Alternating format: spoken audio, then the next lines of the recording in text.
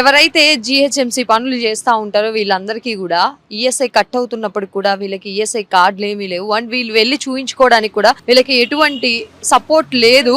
Interviews, podcasts, political ads, business ads, social media marketing, digital promotions. Contact KRTV 9281041008. Mail ID krtv.md@gmail.com.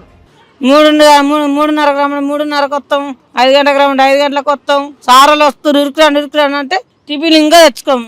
3 గంటలకు లేస్తాం. 3 గంటలకు 2:30కు లేచి నిద్రలు కాసుకొని వస్తాం మేము. మళ్ళీ ఇంటికి పోతారు 3-4 అవుతుంది మాకు. మళ్ళీ మీరు లేచి పని చేస్తేనే రోడ్లు మంచిగా ఉంటాయి, ప్రజలు నడవడానికి ఉంటది.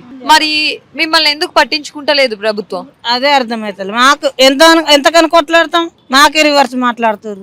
ఇష్టమైన జైలు అవుతాం అనుకోండి, ఏ రోజులను తెచ్చుకుంటాం అంటారు, జాబ్ అంటారు. కాదు, ఉద్యోగాలు పర్మనెంట్ కాదా? పర్మనెంట్ కాదు. మరి చెయ్యరా? ఇంతకాలం నుంచి పని చేస్తా ఉన్నారు కదా. 30 రూపాయలు జీతం కానీ చేసుకుంటూ వస్తున్నాం మేము.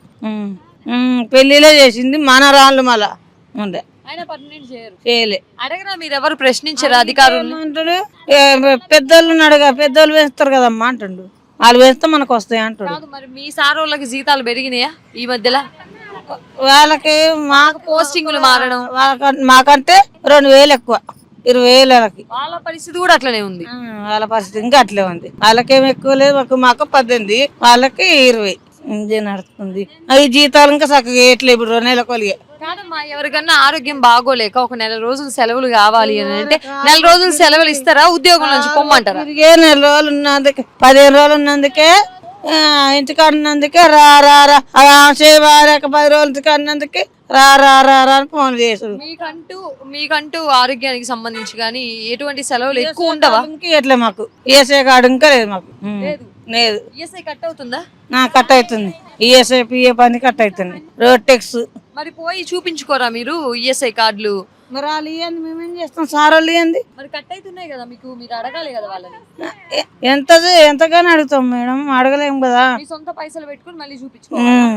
1,000 ఖర్చు అవుతున్నాయి. 1,000 ఏడ తెచ్చి పెట్టుకోవాలి. వీళ్ళకి ఈఎస్ఐ కట్ అవుతున్నప్పటికి కూడా వీళ్ళకి ఎవరైతే జిహెచ్ఎంసీ పనులు చేస్తూ ఉంటారో వీళ్ళందరికీ కూడా ఈఎస్ఐ కట్ అవుతున్నప్పుడు కూడా వీళ్ళకి ఈఎస్ఐ కార్డులు ఏమీ లేవు అండ్ వీళ్ళు వెళ్ళి చూయించుకోవడానికి కూడా వీళ్ళకి ఎటువంటి సపోర్ట్ లేదు.